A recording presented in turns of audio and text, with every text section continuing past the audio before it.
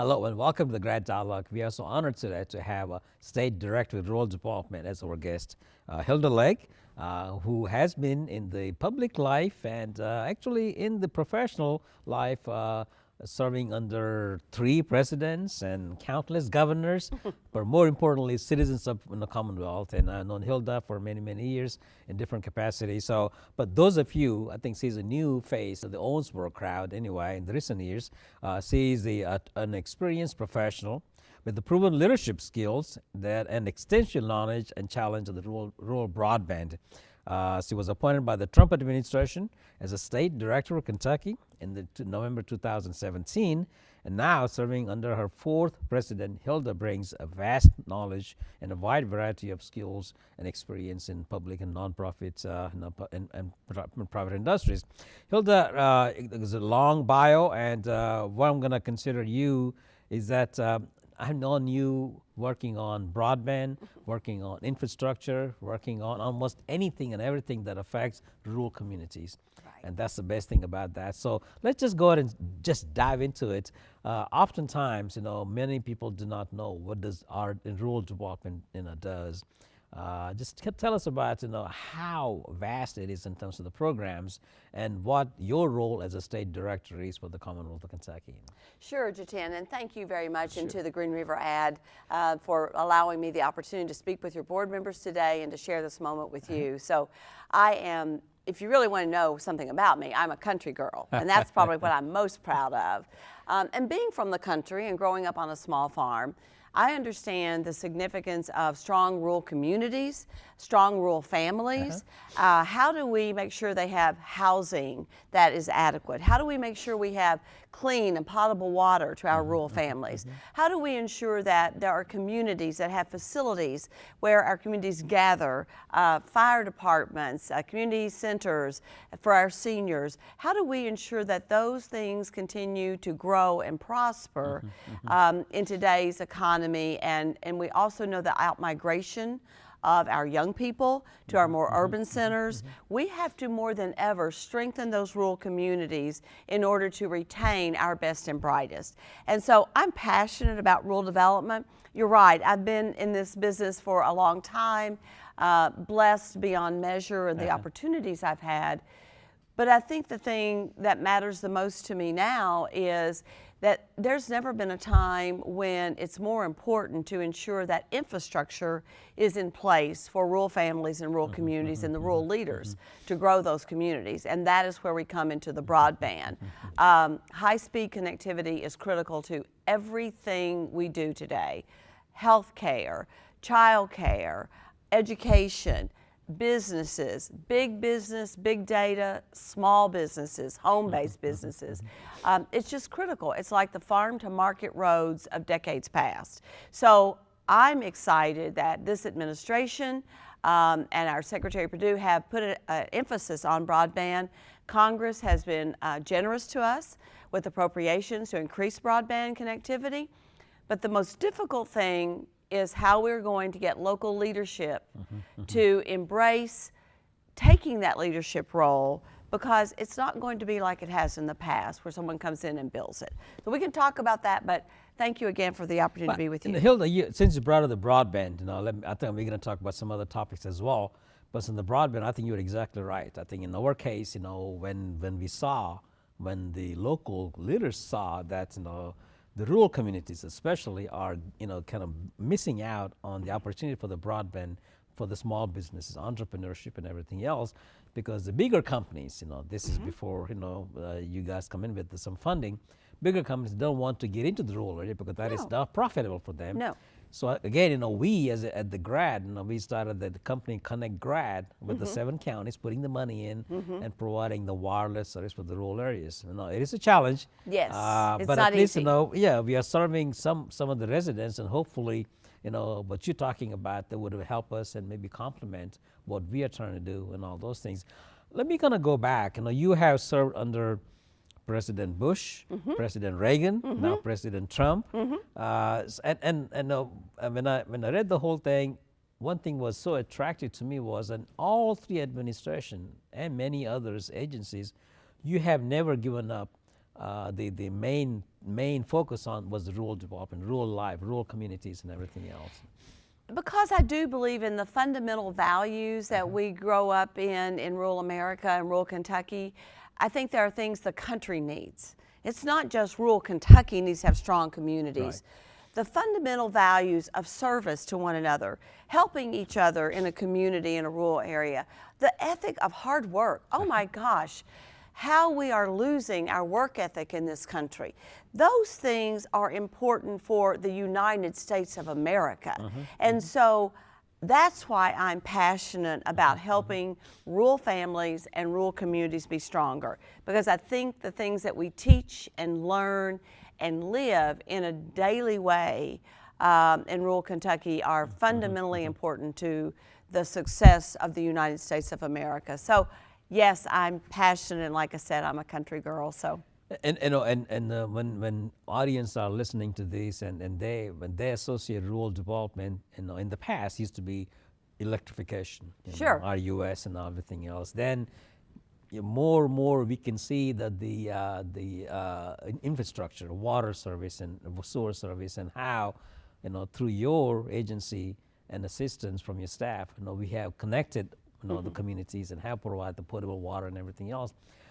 I'm so excited that you are taking, where the needs are. Now I think, as you mentioned today, that more emphasis now goes towards bringing the whole community as a whole. Maybe the opioid crisis and all those things that does affect rural life, and that also affects Commonwealth as a whole. So I think that's great that you guys are looking at the whole picture, not just one idea. We're past the days, I think, where we can operate in silos. Right. And technology has done a lot of that. It's integrated us. I applaud some of your projects that you've done where you've brought regional water boards together and helped them to strengthen, because it really talks about a very more modern, high-tech systems that we run in our water programs now. So you're going to have, as communities, you bring your resources together and partner to build a stronger service entity into that rural water supply. And the same thing is true with when we talk about our rural telecom. We're talking about the last mile. It's the most hardest, difficult, expensive mile to serve. It doesn't matter whether it's rural electric, as it was in 1935 when we created the REA. It doesn't matter whether it's rural broadband or rural water. The further you get from the centers of your demographic congregations, if you will, the further away you get, the higher it's going to cost. So broadband is no different than that. It's just a much more technical than maybe, we still sort of run electricity the same way we did in 1935. Technology is a much more complex industry. So bringing the resources together and asking our local leaders to step up and say, what is it that truly my community needs? And I don't think there's going to be the big guys from heaven that are going to come in and serve all of that. I think we're going to have to say, our constituents need it. There are no easy answers. There are no cheap answers. But we know it's important if we're going to retain our best and brightest. So what can we do as leaders to bring this about, to get the dialogue going? What do we want in our communities? And you're right, when we talk about the opioid crisis, I'm very pleased that Ann Hazlitt, who is our assistant to the Secretary of Rural Development for the whole country, she has been asked by Secretary Perdue to take the lead for all of USDA on the opioid issues.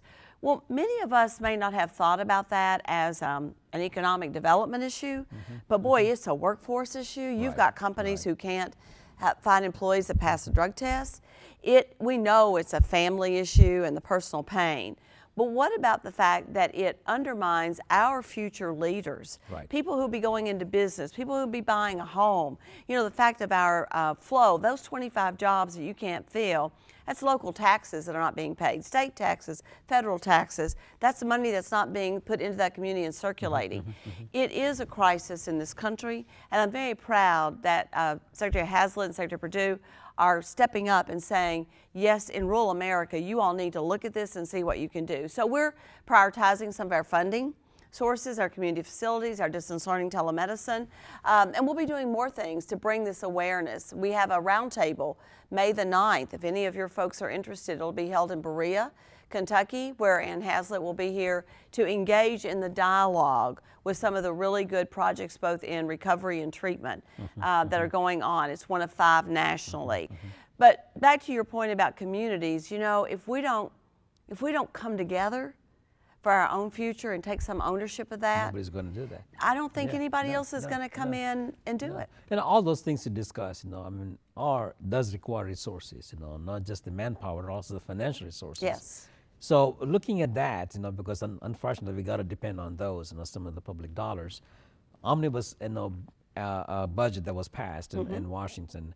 What do you see some of the dollars coming in from that budget under the rural development and coming to Kentucky to do some of the things that you're talking about? Well, we received an increase from the omnibus in our community facilities, our rural business programs, our water program.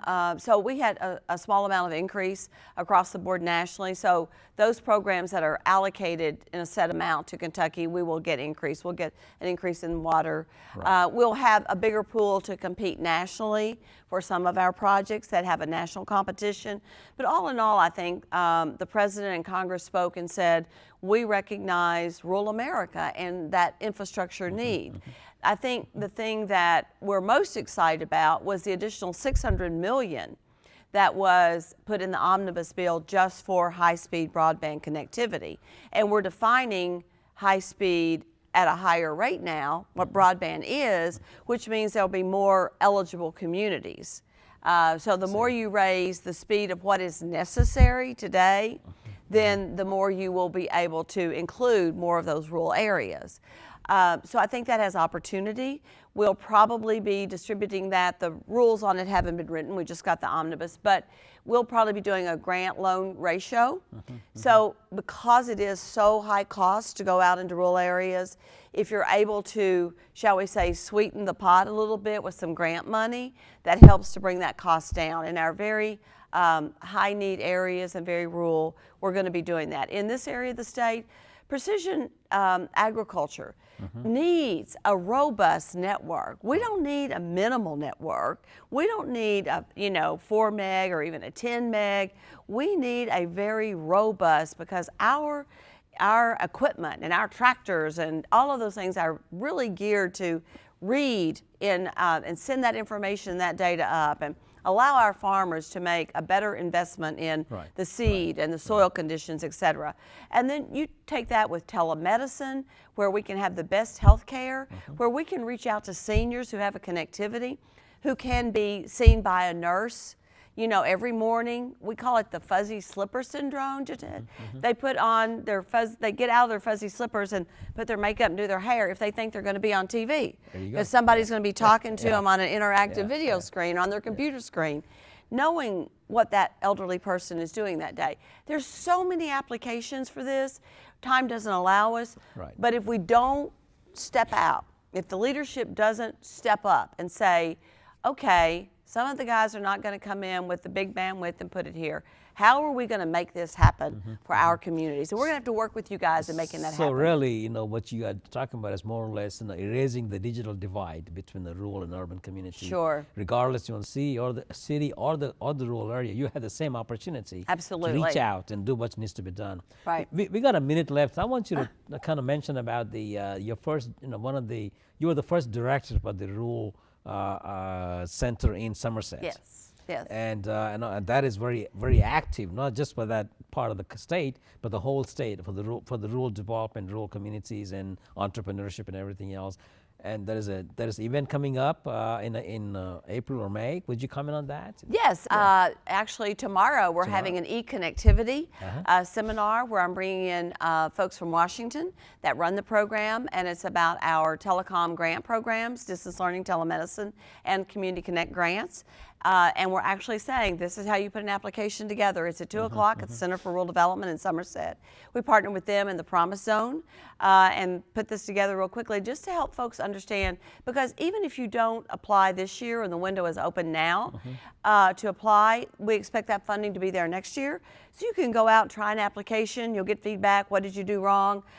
Tweak it for next year, sort of a trial run. So I really encourage everyone, 2 to 5 tomorrow afternoon at the Center for Rural Development in Somerset. Somerset. Hilda, thank you. Wish you best of luck at that event tomorrow. Thank but you. also, quickly, can you tell us what your office is in Lexington? Yes, it is. And you have other offices across the state? I do. In the grad area, we have offices in Madisonville and Mayfield. Okay. And then we have outside, well, Western Kentucky. And then we have Bowling Green, and we have a small satellite office here in Owensboro. So we try to spread out, not as pervasive as we have in past, reduce federal funding. Sure. But with, again, technology, our people can be in touch with you. I encourage your local leadership in any endeavor in their community, and your grad board members and you, reach out to the staff at Rural Development. Sure.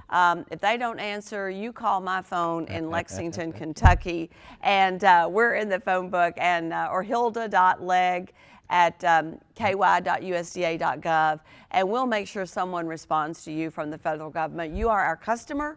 We are here to serve you. Well, thank you so much. So delightful to have you on the Grad Dialogue, and also to speak at the Grad Board meeting today too. So I wish you best of luck in all the events and all the challenges that you are facing, and your dream you have for the rural development. Thank you very much. Again, we've been talking to Hilda Legg. She's a state director for the USDA and has lots and lots of things, in her bag to really help out the rural development.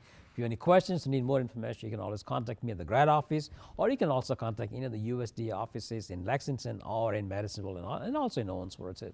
Again, thank you and have a great day. Hello and welcome to the Grad Dialogue. This month my guest is Mayor Tom Watson.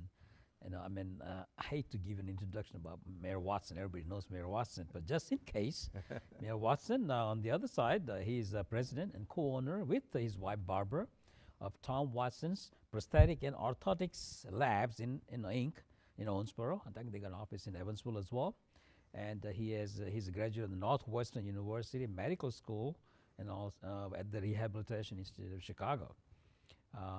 Mayor Watson was the first mayor that I was honored to be serving under him in 2005 to 2008.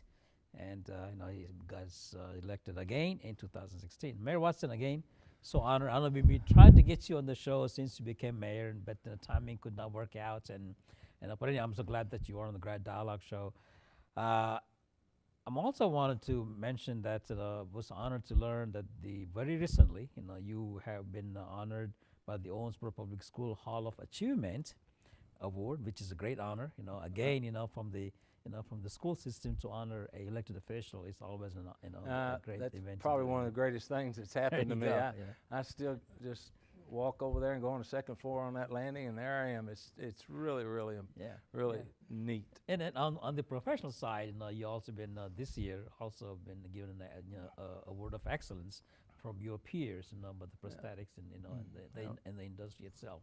That is a great honor. Yeah, that's a great honor. But like someone said, if you stay in the field long enough, you got a shot at that award. So I've been doing it 40-something years, but that was pretty humbling to have that award in Boston, I think it was. And so I've been blessed, since coaching Little League was some little guy in the 70s, I guess, wasn't it? I remember my son was your student. That's right, Yeah. Back in the 70s, So I've always had a part-time job. Let's talk about the mayor. I know this is the Okay. second term. You had a first term, and accomplished a lot of things at that time. And took a break, came back in 2016. So how would you characterize second term as a mayor of City of Owensboro? What's the difference now? Well, we had some debt in the first term. Sure. We were short about $3.5 million, but at that time they had not really done any cost-saving things. And Bobby Whitmer and Tony Cecil now, we sat down and we got all the department heads in. Everybody bought in, and by the end of the 4 years, we had close to $9 million in reserves that were built up. So, but a lot of those savings have already been done.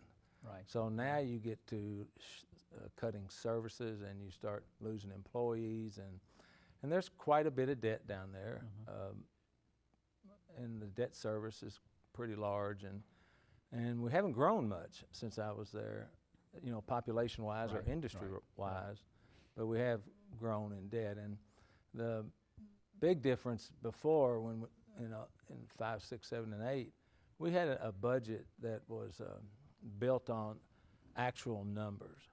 Now we have to have a budget built on assumptions. And that's a little more difficult. If this happens, then this happens. If the tax increment financing district comes in earlier than expected, then this happens. If not later than expected, then this happens. So it's really, really difficult to try and build an accurate, fiscally responsible budget totally on assumptions, basically. Mayor, your comments kind of sounds like what is happening in Frankfurt at the present time, on the budget itself. Yeah, they're absolutely structurally imbalanced. There's no question about that. But we have great people that work for the city. We've had some turnover, which is always a concern when you lose talented people with historical knowledge, and we've had to replace quite a few people, and I would assume at some point in time we'll continue to have that. We have difficulty keeping police and fire because of the changes in how they're going to be paid when they retire. So that's a difficult thing. And the policemen haven't had exactly great news. They've been kind of beat up a little bit for errors that they'd made, and that concerns me because I think public safety is the most important thing an elected official can do is make sure that the citizens of wherever you are safe, and that really worries me a little bit. And you're also going to compound some of the challenge that the city will face, but the payments for for the pension that the state may require, maybe all at one time. Hopefully not, but I think that's going to be a big blow as well. That is, when you're trying to figure the budget, and they've been working on it since probably December. Another great assumption is just what is the pension cost going to be? If it's full-blown, basically 50% of what you have been paying, 2.79 million, which right now we're about 3.1 ahead, and some of that'll come down as we do more stuff in the warm weather, if we ever get any warm weather. But that leaves another big hole to try and fill, and that's what we've been saying as elected officials in Frankfurt is, can we phase it in? Can we do something? Because I last year I had to cut some folks, and I really didn't give them enough time to plan in their budget, and that was a mistake on my part. And I can see how it feels to say, okay, by the way, we're going to throw this in your budget and not give you time to prepare.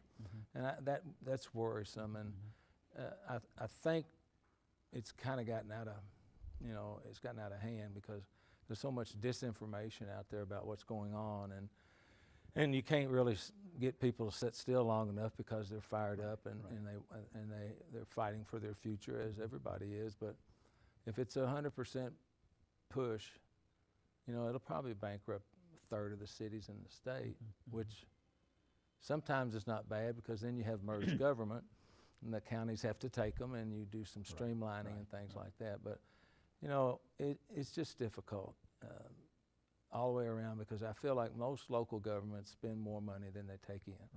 Most state governments spend more money than they take in. And the federal government spends more money, but they can print money. So that leaves these other two guys out. And that's kind of disconcerting, and to have what little extra revenue that we have for services just to be cut, just because you can't keep up with them is, it's not very good for our citizens or our community, and that's what we should be doing in the big picture is thinking and about. Again, like I love what they say, it's not over yet. Yeah, it's not over yet. However, maybe something will come out because I think people who in power do realize to some extent that we got to find some solution to all these problems. On the positive side, though, Mayor, if you ask anybody in the state of Kentucky or anybody visiting Kentucky itself, Owensboro, and I think the image of Owensboro has changed. It certainly has. People have a tremendous, excitement when they come to Owensboro. And I have my children visit back from California, and they come, oh my gosh! When we grew up here, look at it now, especially the downtown and the construction itself. So, what do you comment about that, and how that's going to play out as far as we go in the next chapter too? Well, hopefully, again, on the assumption we have two tax increment financing districts, one downtown, one out on 54. And it's kind of like a waterfall. As one thing gets finished, that goes into the base, and then it rolls into the next thing, and things like the Bluegrass Museum and some of the vacant land that's down there, something will pop up, you know. So it is a different community. I've been here all my life, as you almost have, and when people come in, they're really impressed. I greet no telling how many different groups to the convention center, and they're all excited to see the new building. And and the only problem we have is trying to generate enough tax revenue to sustain it, because all those things are bonded on a 20 or 30-year note, which is about the lifetime of the building or the event space, and then you have to start all over again. But when I left before, we had a pared down plan with the aid of Senator McConnell's $40 million and things we wanted to do. We had the We the People, and people wanted to do stuff downtown, so we did stuff downtown, but it just wasn't as grandiose as it is now. And therefore, the costs went up, and there were quite a few things that, could have been maybe held back a little bit, but, progress is hard to define. And when you have progress and you see cranes downtown and you see people excited, and the thought, I think, was with all this construction money that we were getting, we're going to hold us over. Well, the hospital's built, they don't do any more build, and it just went down through the river. And we have nice places. We've got to figure out how to fill them up, and if we can ever figure out the parking issue downtown, put some place to put the cars. But you guys are already working on that. Oh, I think that's the thing. I think people don't only say, "Oh, it's so nice." What next? What's it's next? always next thing. Yeah. Now they're waiting for the Bluegrass Museum. That's a beautiful building downtown and everything. That's going to be excitement too. Yes. And you got a private construction and hotel and parking garage. So I think which is I was telling somebody, and they said I couldn't believe that. And I came back to Owensboro, and I was sitting. There used to be a bar downtown. I think that was something else, Gambino's. And in the evening or the weekend, and the traffic that I'd never seen in Owensboro. So that's excitement. Hopefully, would turn into some additional jobs. Yeah, or something. and we have to continue to try and rebrand ourselves. That's the thing. We were known for possibly the barbecue festival as the big thing. And I started this thing called OBKY, where we tried to get people from the community to give us their ideas, and the whole thought process was something that doesn't cost any money, and then something that was a little more expensive, maybe we could hand it off to the private sector, and something that was even more expensive, maybe the city and the private sector could partner in. And that's been a wonderful experience. Almost 300 people showed up, and I'm not talking, people like me. I mean, I'm talking big, serious business people spending an hour a couple times a week, and we're about ready to issue the report. We're going to have a nice follow-up report right in tomorrow at our work session. But it's been a great thing, and we've involved a lot.